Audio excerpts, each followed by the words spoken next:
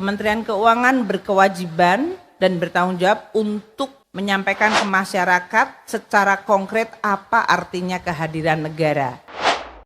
Kami itu Pak megang uang besar itu seperti akuarium ikan dalam, kita bisa lihat nggak bisa pegang karena uang itu langsung ke KPM Pak, bukan lewat kami uangnya,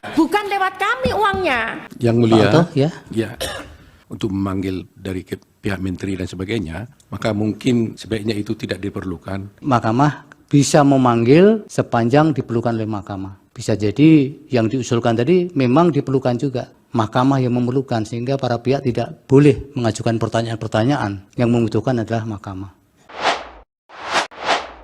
Kepada Majelis Hakim untuk dapat membantu menghadirkan Menteri Keuangan Republik Indonesia, Menteri Sosial Republik Indonesia, Menteri Perdagangan Republik Indonesia, Menteri Koordinator Perekonomian Republik Indonesia, guna didengar keterangannya dalam persidangan ini, Yang Mulia. Kami mendukung apa yang disampaikan oleh pemohon 1, demikian juga dengan usulan pemohon 1 untuk Menteri Sosial. Paling tidak 2 kementerian ini yang kami anggap sangat penting, sangat vital, dan kami mohon perkenan Majelis Hakim untuk mengabulkan permohonan tersebut.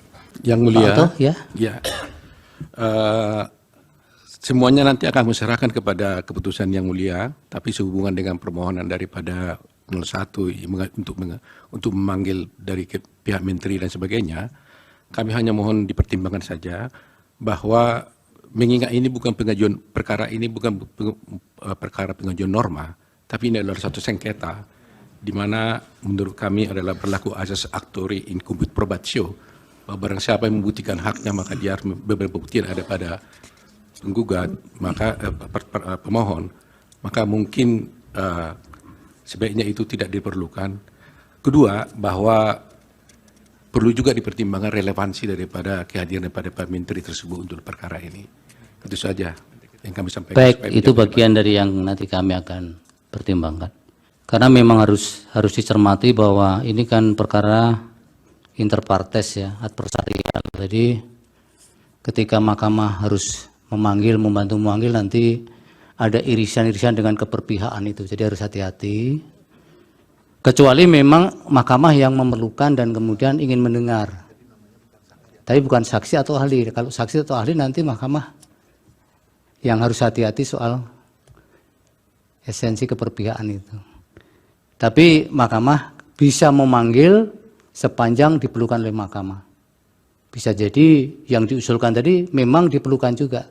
Itu sangat tergantung juga dari pembahasan kami di rapat Majelis Hakim. Sehingga nanti kalau dihadirkan juga mahkamah yang memerlukan sehingga para pihak tidak boleh mengajukan pertanyaan-pertanyaan. Yang membutuhkan adalah mahkamah. Oh tentu. Seluruh kader dari PDI Perjuangan siap menjadi saksi sekiranya diperlukan, termasuk Ibu Tri Risma hari ini. Tidak mungkin para menteri bergerak tanpa arahan dari Presiden. Sehingga abuse of power itu dimulai dari ketika Mahkamah Konstitusi yang seharusnya netral, tidak boleh diintervensi oleh lembaga eksekutif termasuk Presiden, ternyata bisa diintervensi dan terbukti ada keputusan dari MK. Tahun ini 2024 bansos di dalam APBN kita nilainya 496 triliun. Jadi beda 20 triliun. Kementerian Keuangan berkewajiban dan bertanggung jawab untuk menyampaikan ke masyarakat secara konkret apa artinya kehadiran negara. Karena negara bisa hadir karena ada uang negara atau yang disebut hashtag uang kita oleh kita semuanya. Ini adalah cara untuk terus membangun pemahaman pada masyarakat mengenai pentingnya keuangan negara. Dan dengan demikian masyarakat juga akan ikut tentu dalam hal ini mengawasi, ikut memiliki karena mereka kalau yang mampu membayar pajak dan tentu mereka ingin tahu uang pajaknya untuk apa. Sedangkan yang tidak mampu mendapat bantuan dari pemerintah dan mereka harus tahu uangnya dari mana.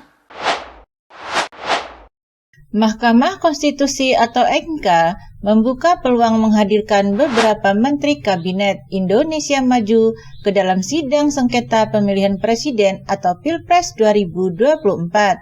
Sebagaimana permintaan pemohon, pasangan calon atau paslon nomor urut 1 Anies Baswedan Muhaimin Iskandar, serta paslon nomor urut 3 Ganjar Pranowo Mahfud MD. Namun demikian, Ketua MK Suhartoyo menegaskan bahwa dalam perkara sengketa bersifat adversarial seperti ini, Mahkamah harus berhati-hati karena ada irisan-irisan keberpihakan jika majelis hakim memanggil orang tertentu selaku saksi atau ahli pemohon. Oleh karenanya, jika dihadirkan, maka menteri-menteri yang dipanggil itu bukan sebagai saksi atau ahli pemohon, tetapi pemanggilan tersebut atas dasar kebutuhan mahkamah. Mahkamah bisa memanggil sepanjang diperlukan oleh mahkamah. Bisa jadi yang diusulkan tadi memang diperlukan. Sangat bergantung pada pembahasan kami di rapat permusyawaratan hakim, kata Suhartoyo dalam sidang lanjutan pada hari Kamis 28 Maret 2024. Sehingga nanti kalau dihadirkan juga mahkamah yang memerlukan, sehingga para pihak tidak boleh mengajukan pertanyaan-pertanyaan, ujarnya lagi. Kubu Anies dan Ganjar sebelumnya meminta agar para menteri itu dihadirkan sebagai saksi mereka terkait dalil pengerahan sumber daya negara oleh Presiden Joko Widodo atau Jokowi, utamanya pengerahan bantuan sosial atau bansos untuk mendongkrak perolehan suara paslon nomor urut 2 Prabowo Subianto Gibran Raka Buming Raka.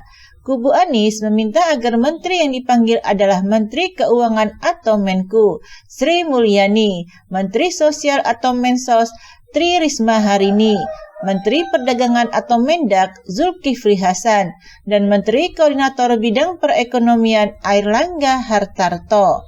Sementara itu, kubu Ganjar Mahfud meminta menteri yang dipanggil meliputi Sri Mulyani dan Risma, serta belakangan juga berencana meminta MK menghadirkan Menteri Koordinator Bidang Pembangunan Manusia dan Kebudayaan atau Menko PMK Muhadjir Effendi.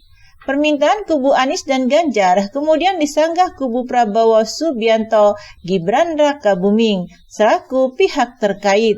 Kalau kuasa hukum mereka, Otto Hasibuan, kubu Prabowo Gibran meminta majelis hakim untuk mempertimbangkan lebih lanjut.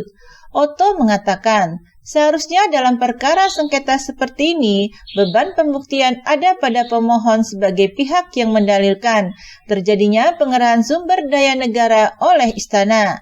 Mungkin sebaiknya itu tidak diperlukan. Perlu juga dipertimbangkan relevansi kehadiran para menteri tersebut untuk perkara ini, ujar Otto. Menanggapi hal tersebut, PDI Perjuangan atau PDIP, partai yang menaungi Risma, Sapaan Tri Risma Harini, setuju kadernya dijadikan saksi di MK. Risma maupun kader PDIP lainnya ditegaskan telah siap jadi saksi perselisihan hasil pemilihan umum atau PHPU. Oh, tentu, seluruh kader dari PDI Perjuangan siap menjadi saksi sekiranya diperlukan, termasuk Ibu Tri Risma Harini, ujar Sekjen PDI Perjuangan Hasto Kristianto pada Jumat 29 Maret 2024. Menurut dia, apa yang dilakukan para menteri termasuk Risma pasti sesuai perintah Presiden Joko Widodo atau Jokowi selaku pimpinan kabinet. Tidak mungkin para menteri bergerak tanpa arahan dari Presiden, ucapnya. Lebih lanjut, Hasto menilai telah terjadi cawe-cawe oleh Jokowi dalam Pilpres. Jokowi, kata dia, telah melakukan penyalahgunaan wewenang dan itu terbukti.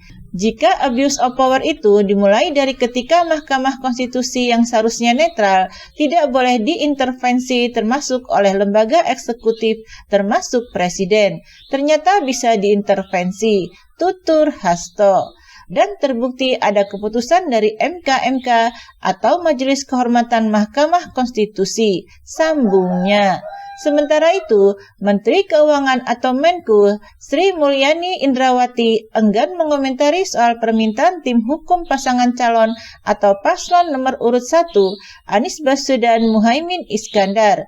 untuk hadir dalam sidang sengketa pemilihan presiden atau Pilpres 2024 di Mahkamah Konstitusi atau MK. Kehadiran Sri Mulyani dimintakan untuk menjelaskan anggaran bantuan sosial atau bansos yang diduga digelontorkan untuk kepentingan tertentu menjelang pemungutan suara. Namun saat ditanya soal kesediaannya datang ke persidangan, Sri Mulyani memilih diam. Wanita yang kerap disapa Ani ini hanya tersenyum sembari jalan ke arah mobilnya. Timnas Amin atau Tim Nasional Anies Muhaimin minta ibu datang ke persidangan untuk jadi saksi. Tanya awak media di Kompleks Istana Kepresidenan usai buka puasa bersama di Jakarta Pusat pada Kamis 28 Maret 2024. Dia lantas terus berjalan melewati pilar-pilar istana sembari mempertahankan senyumnya ketika kembali ditanya soal kesediaannya hadir di sidang MK. Mungkin ada tanggapan, Bu, apakah akan hadir? Tanya awak media kembali yang hanya dibalas senyum dari Sri Mulyani. Lebih lanjut, mantan Direktur Pelaksana Bank Dunia itu terlihat menggelengkan kepala ketika ditanya sudah mendengar permintaan tersebut atau belum. Tapi dengar kabar itu, Bu, dengar kabar itu dan akan datang, tanya awak media lagi. Di saat itulah Sri Mulyani menggelengkan kepala 2 kali sebelum memasuki mobil dinasnya. Tak beberapa lama, Sri Mulyani meninggalkan Kompleks Istana Kepresidenan tanpa menjawab sepatah kata pun kepada awak media.